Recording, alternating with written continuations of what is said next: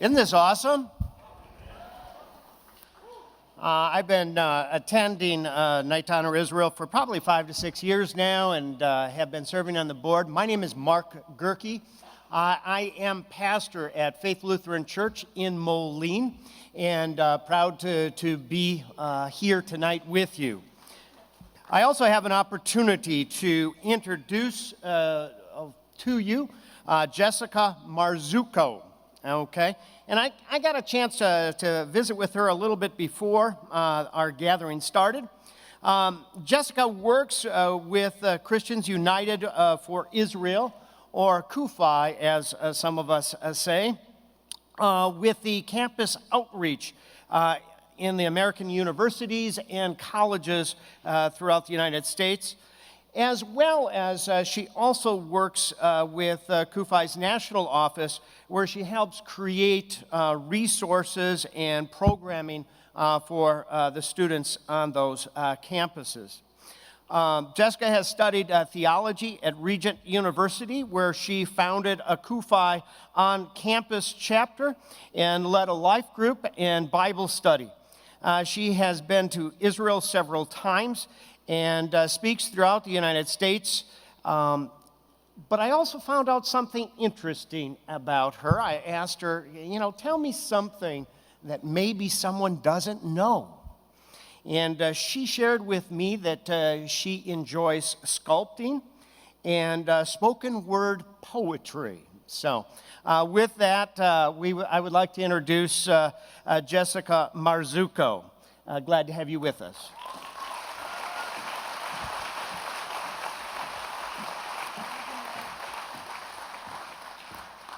Thank you so much.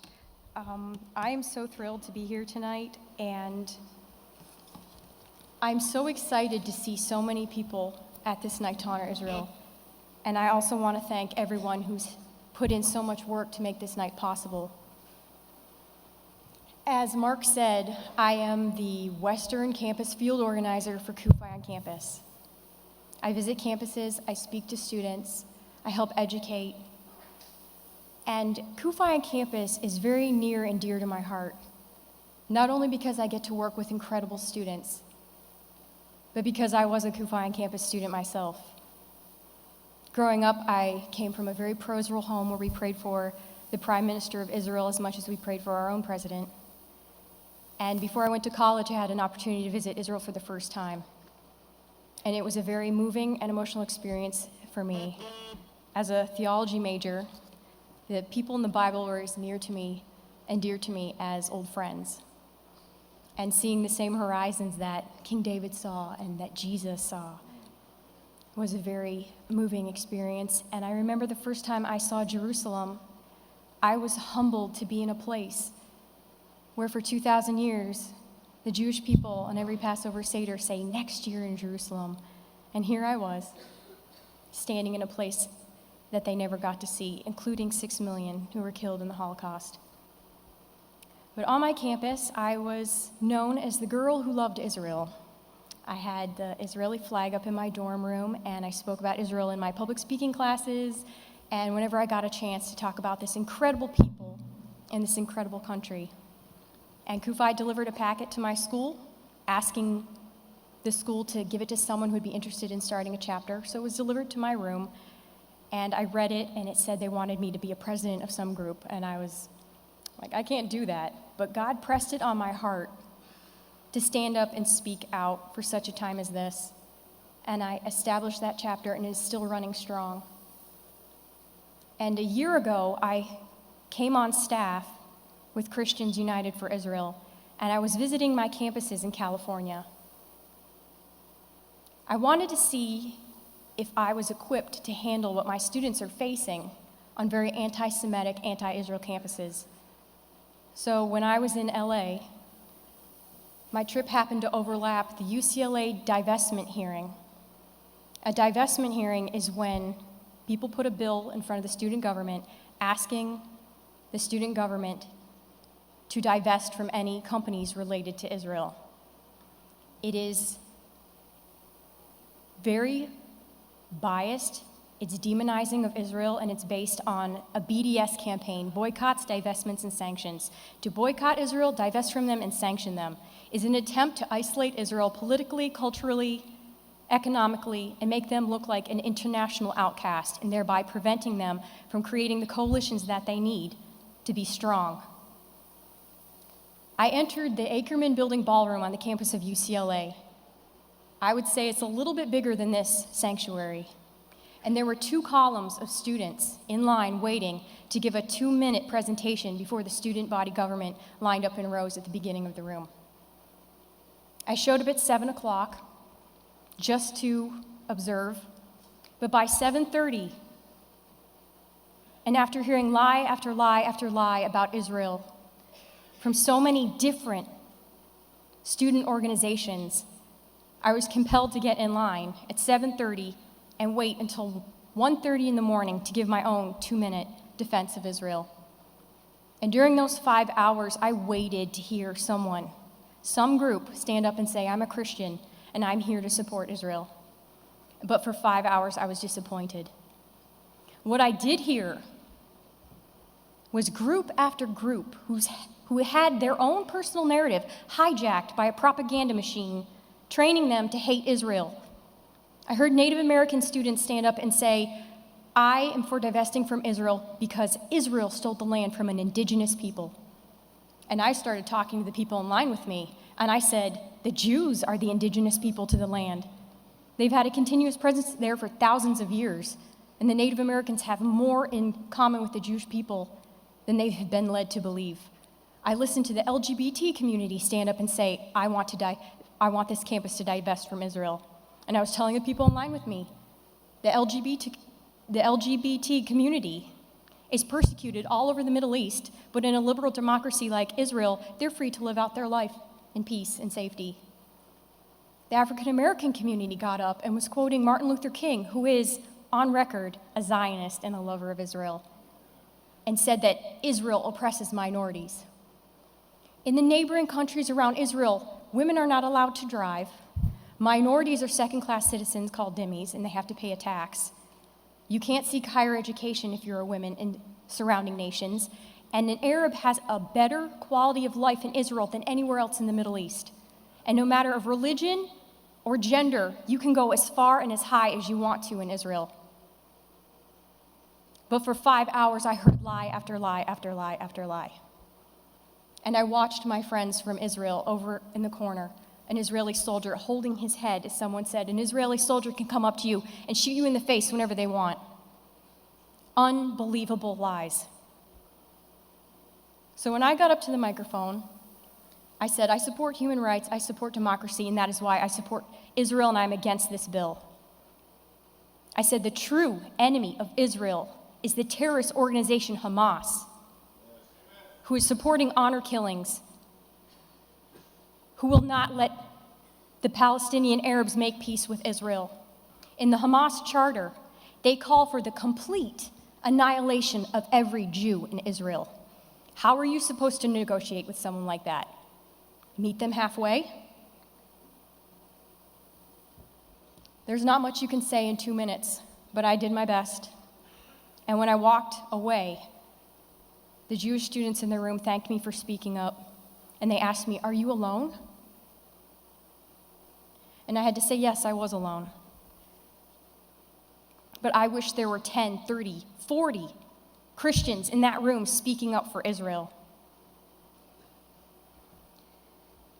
When I look across this nation, I see 2 extremes, apathy and anti-Israel sentiment.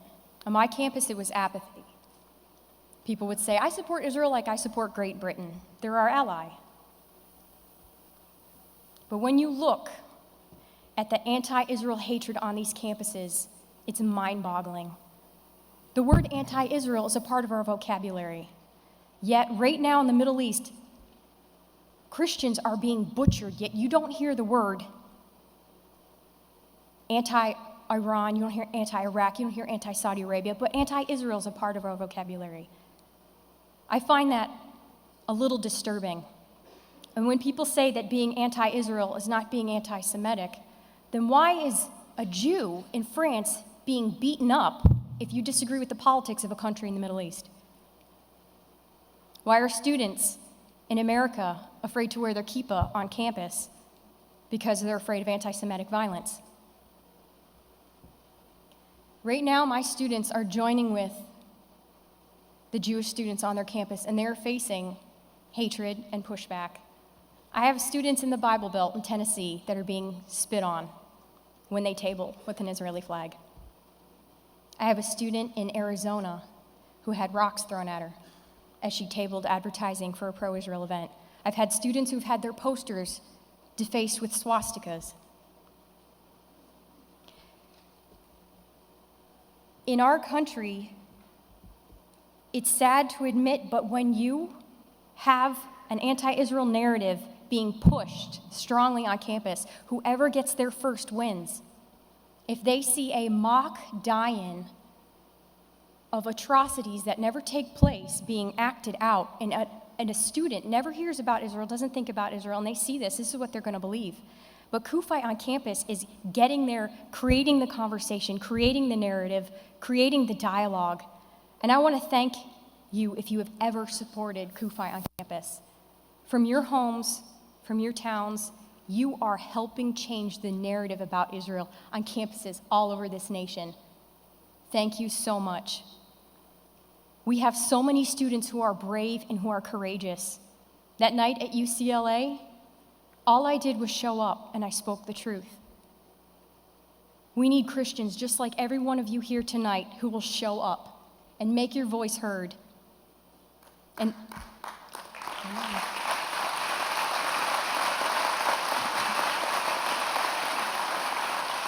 when I first got involved with CUFI and someone would say to me, I'm going to go lobby, I would think they were using bad grammar to say they're going to the entrance of a hotel.